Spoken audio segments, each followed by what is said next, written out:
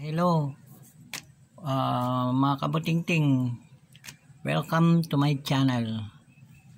Meron naman tayong ditong i-repair na isang wall fan. Dinala ng may-ari dito, bigla na lang daw tumigil at hindi na gumagana. So itong wall fan na ito ay medyo maganda pa, hindi pa naman luma. So tingnan natin ito mga kaibigan kung anong diferensya. Kaya ang gawin natin, kakalagin muna natin ang mga ano nya, takip nya mga kaibigan. Tanggalin natin para makita natin kung anong diferensya. Ayan, tanggalin muna natin mga takip nya mga kaibigan, para makita natin yung loob ng kanyang motor, kung ano naging problema nito. So ito mga kaibigan, tanggalin natin yung takip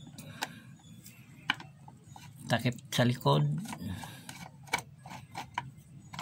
Ito mga kaibigan. Tapos itong tanggalin din natin pinakatakip na dito, para malaman natin kung anong problema.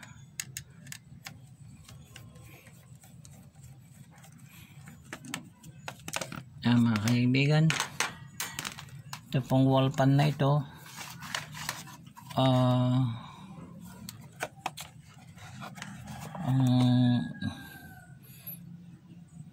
wala pong tatak na Camel pala ito mga kaibigan, ang pangalan Camel, voltage 230 volts, power 60 watts mga kaibigan, wall fan.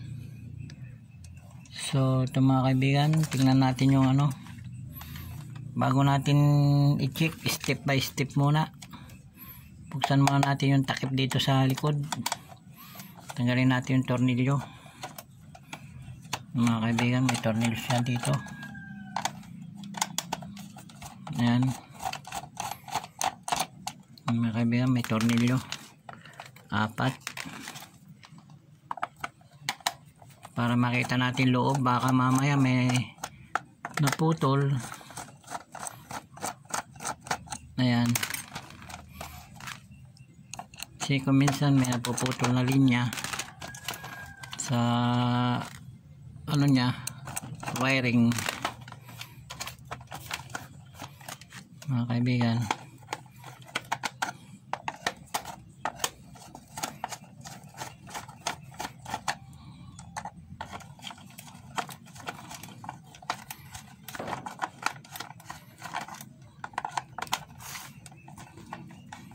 Mahirap matanggal, may nakabara pa, meron pa sa gitna pala, 6 pala ito, tornilyo niya 6 na mga kaibigan.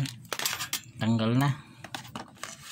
So ito ay yung yung kanyang switch. Ito yan mga kaibigan, yan ang switch. So subukan natin itong i-check mga kaibigan dito sa linya kung gagana.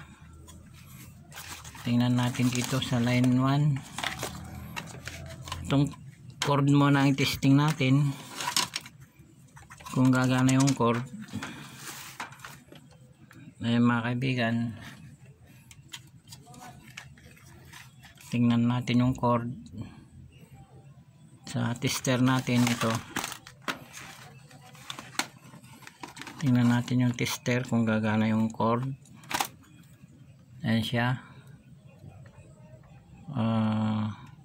Mga kaibigan, line 1 gumana. Dito sa line 2, ayan, line 2. Yan, parang putol mga kaibigan yung line 2. Sa line 2 ayaw gumana yung line 2, sira. Yan, line 1. So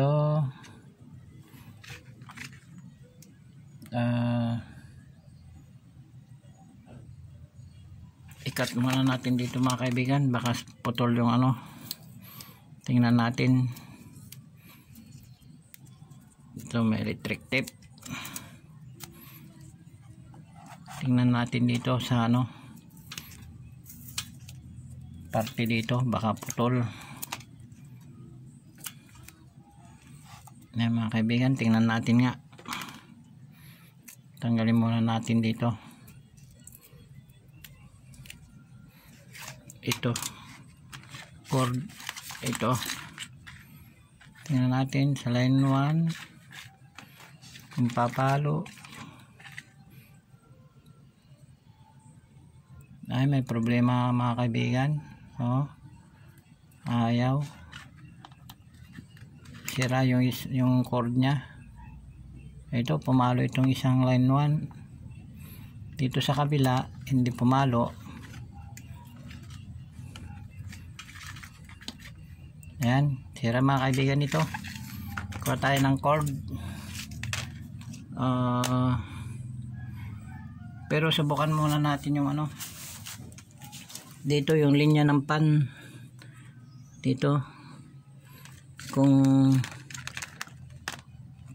hindi sira. Kasi baka putol na ito. Yan. Baka putol. Ay, putol na nga mga kaibigan. Malambot na. So ito naman testing natin sa pinagdagtungan sa line 1. Tingnan natin line 1. Ayun, good mga kaibigan. Sa line 2, ayun, good dito mga kaibigan. So ito yung sira. Kukuha pa tayo ng ano, cord. Tapos check muna natin mga kaibigan pala yung motor kung gumagana siya. Dito i-switch natin. I-switch natin dito kung gagana yung motor mga kaibigan. Titingnan natin. Switch natin dito sa switch nya kung gagana. Ayan, switch. Ayan mga kaibigan, ayaw gumana. 2, 3. Ay, sira na ito mga kaibigan. Wala, ayaw gumana. So ibig sabihin dito naman tayo sa motor kasi ayaw gumana ito. So una, itong cord sira. Kukuha tayo mamaya. So tugtungan natin mamaya ng cord. Kuha muna ako ng cord bago punta tayo dun sa motor mga kaibigan. Sandali lang.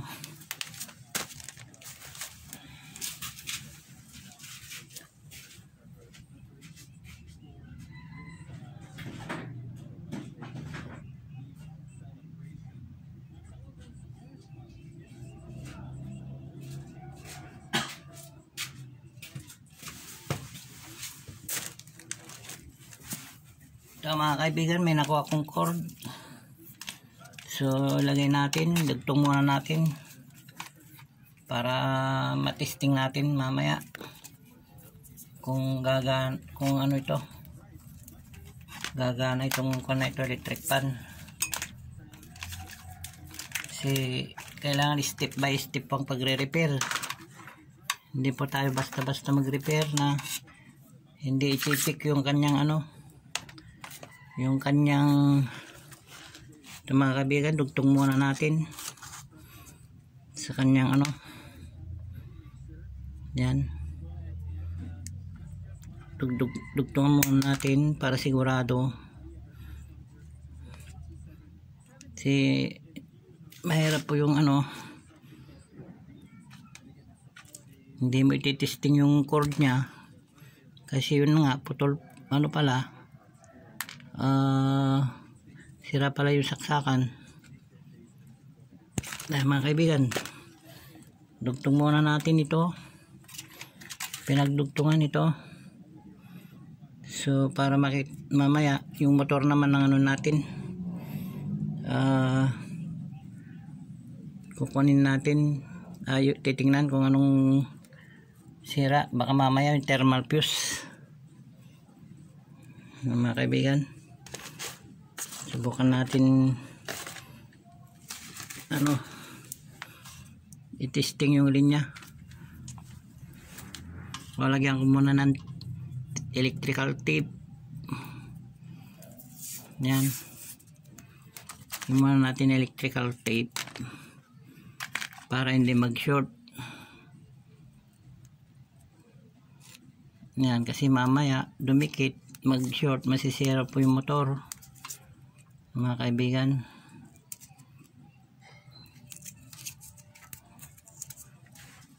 Ayan, so testing na natin ito mga kaibigan kung gumagana ito, itong kwan na ito.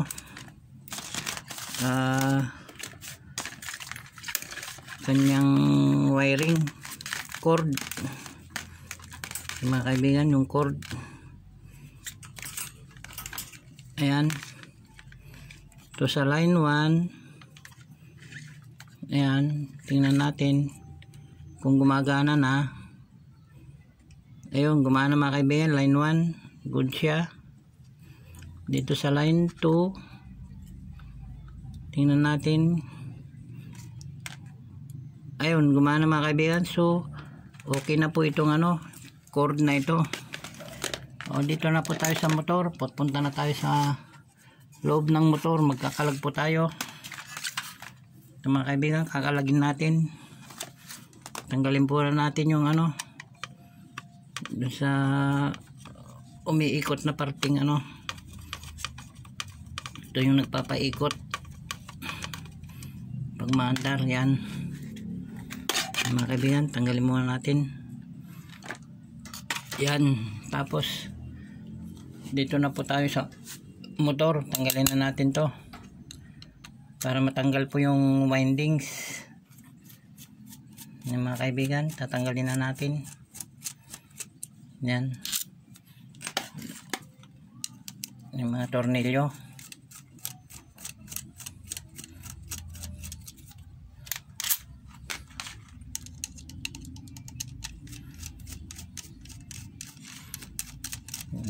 Bali 4 po siya, isa pa dito. Yan, 4 po na nakalagay na tornilyo.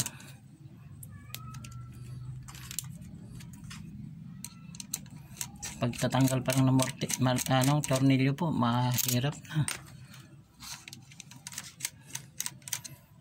Tiyagaan lang ang pagre-repair talaga ng mga appliances. Mga kaibigan, tanggalin na natin yan. Medyo himaigpit pa, gamitan natin to para hindi sira yung ano, winding. Mga kaibigan, tanggalin na natin yung takip. Yan, dito ipapadaan yung capacitor. Yan, capacitor dito dadaan, yun naipit. Yan mga kaibigan, tanggal na. So ilabas na natin yung motor,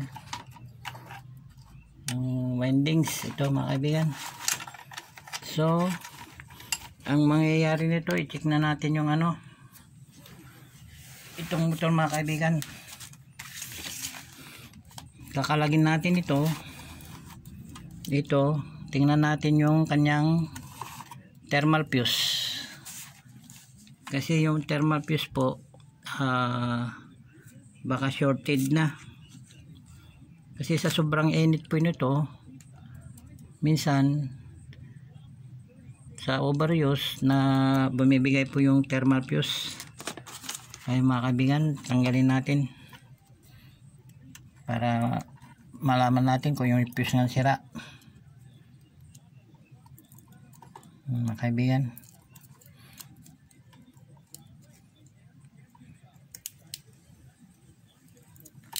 yan na, ito po yung kanyang mga wiring.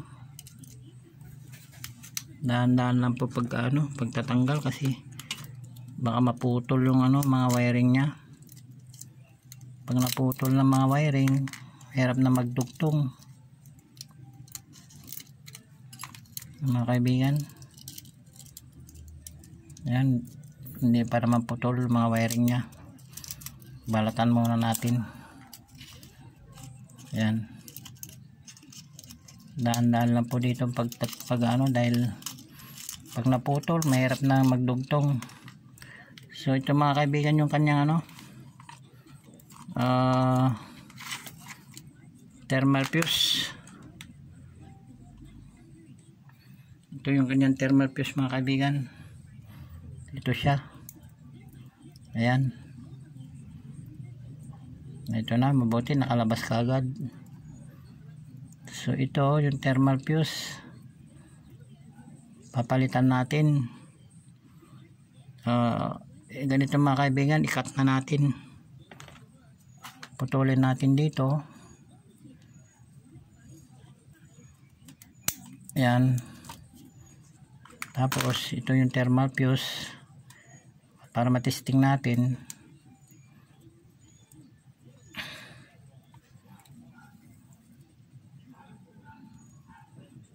Yan, i-cut natin dito mga kaibigan.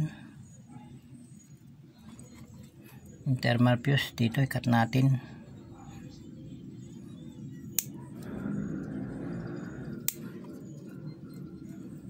Para matesting natin. Ay mga kaibigan, ito yung thermal fuse. Testing natin kung yan. Tingnan natin kung sira na ito sa ating tester. Ito po minsan malimit masira, nag-overuse yung electric fan, bumibigay. Ito mga kaibigan, yung thermal fuse. Testing natin kung papalo. Yan, wala na mga kaibigan, sira na. Yan, sira na, hindi na pumalo. So meron po tayo ipapalit mga kaibigan. Yung thermal fuse, ito po galing din sa electric fan. So testing natin kung papalo. Yan mga kaibigan, ayun, pumalo. Ito po yung papalit natin mga kaibigan, ito na. So idugtong na natin dito sa pinagputulan natin, tapos hinangin natin mga kaibigan. Lagyan muna natin ng para hindi magdikit yung pinakaano nya dito. So idugtong natin dito bago natin hinangin.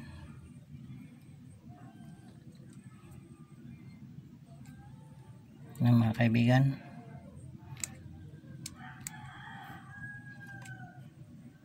ganyan pa pagre-repair ng electric fan.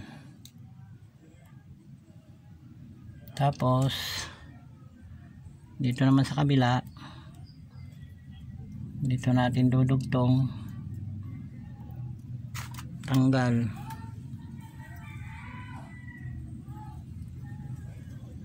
Yung mabusisi.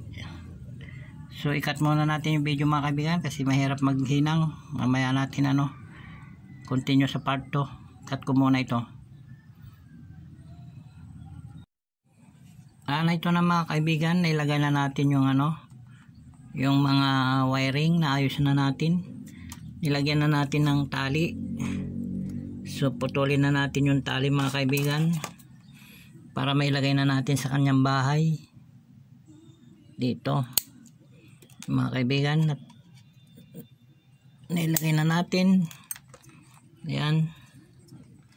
So testing na natin mga kaibigan kung gagana na po itong kwan na ito. motor kasi yung thermal fuse napalitan na natin. Yung thermal fuse kanina nasira. So bago na po yung thermal fuse nya. Kaya testing na natin kung papalo na. Ito po yung naging sira. Ayan, thermal fuse. So mga kaibigan, ito try na natin sa ano, ito yung saksakan nya. Ayan mga kaibigan, ayun, pumalo na po. Ayun, naka-switch po. So pumalo, hilahin pa natin na sa switch kung number 1 yun. Ayun, number 2, number 3, yan mga kaibigan, off. Ayan, so good na mga kaibigan ito. Number 1 pumalo, number 2 yung medyo matas konti, number 3 yun, okay na po. Number 3 yun, off na natin. Yan mga kaibigan, so ibalik na natin sa kanyang bahay para matesting na natin mga kaibigan. Babalik na natin sa bahay niya para makita natin kung okay na. Ayan, then babalik na natin.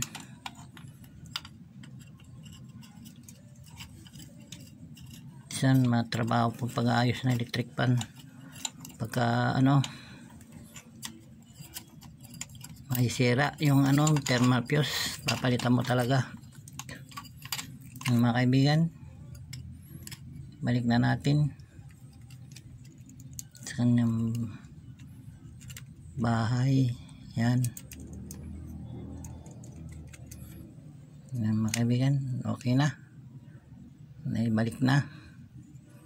So ito ilagay na natin ito sa bahay niya dito sa ano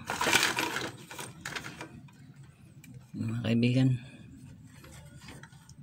Salpak na natin para mapagana na kung andar na mga kaibigan. Yan, subukan na natin kung andar na siya. Yan mga kaibigan, balik na. Lagyan na natin ng tornilyo.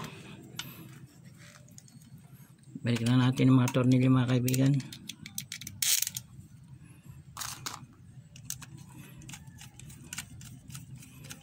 Kasi yung minsan sa sobrang gamit maghapon magdamag ang isang electric pan, ang unang bumibigay yung kanyang fuse. Yun po ang sumasala sa init. Siya po yung pinaka ano niya, kumbaga sa ano, siya yung puso, pumipintig. Kaya pag nasobrahan ng ano, pagod din ng isang ano tao, ayun, yung puso ng tao humihinto. Parang ganito sa electric pan. May ano rin po, may kapaguran din kumbaga. Kahit gamit po, hindi pwede pong lubos-lubosin ng ano paggamit din. Kasi ganun po ang electric pang gamit. Kailangan papatayin din po bago buhayin uli. Kumbaga sa ano, may pahinga mga kaibigan. Yan, nalagay na natin. So bigyan na natin yung ano, umiikot. Masot ito, lagay na natin para matesting.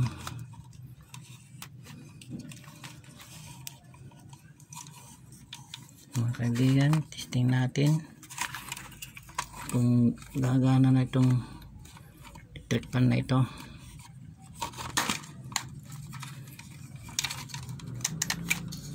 Hindi muna natin yung ano niya sa may ikot. Yan,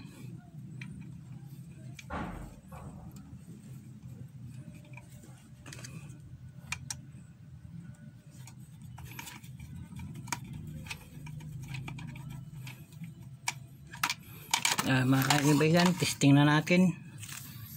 Try na natin kung gaya na natin yung pan nya pansamantala para matesting natin. Yan, testing natin lang mga kaibigan kung gagana.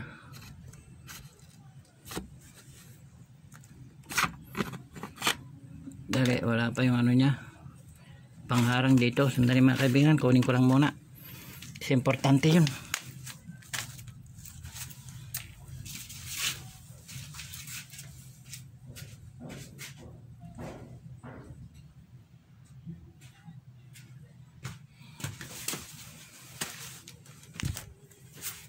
Ito yung lock nya mga kaibigan. Lalagay ko yung lock ito dito, may lock po dito. Yan, so testing na natin mga kaibigan. Nilagay ito pan para makita natin kung gagana na mga kaibigan. Yan, switch na natin mga kaibigan sa ano, subukan natin ito. Switch na natin kung gagana na para makita natin kung okay na siya. Ayan mga kaibigan, saksak ko na. Ayan mga kaibigan, mandar na. Yun, okay na po. Yun, mandar na po mga kaibigan. Ayan, kita na yung andar. Yun, kaya yan po ang naging diferensya mga kaibigan, yung kanyang ano,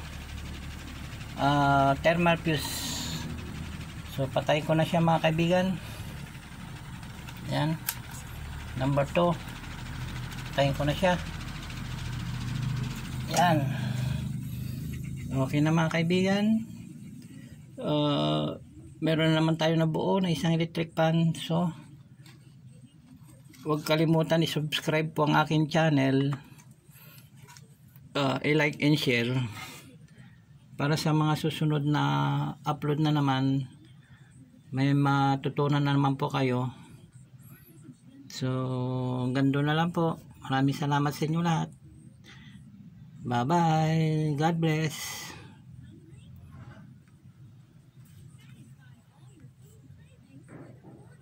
Hello mga kaputingting, Happy New Year po sa inyo lahat. Salamat po sa inyong pag-subscribe sa aking channel. Sana i-subscribe niyo po ulit ako para lumago po ang aking ano, maabot ko ang 1K na subscriber. God bless po sa inyo lahat. Bye bye.